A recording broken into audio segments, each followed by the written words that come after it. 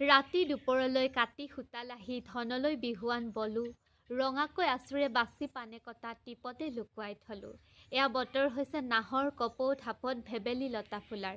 এয়া বতৰ হৈছে তাঁতৰ পাতত বহি উলটি উভতি দূৰেপতি মৰাৰ। তাঁতশালখন হৈছে অসমীয়া সংস্কৃতিৰ অভিন্ন অংগ, অসমীয়া শিপিনীৰ প্ৰাণ।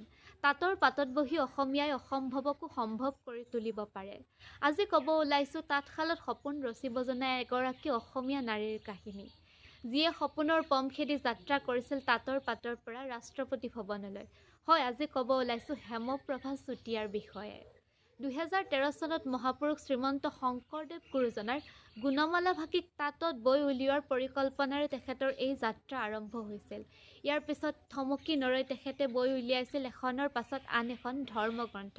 প্ৰায় 200 ফুট দৈৰ্ঘ্যৰে নামঘোষা, সংস্কৃত আৰু ইংৰাজী ভাষাত শ্ৰীমদ ভাগৱত গীতা তেখেতে বৈ উলিয়াইছিল।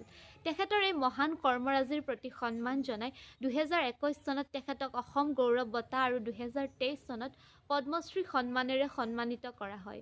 তেখেতৰ এই মহান কৰ্মৰাজিয়ে অসমীয়া শিল্প সংস্কৃতিক বিশ্ব দৰবাৰত জিলিকাই তুলিছে।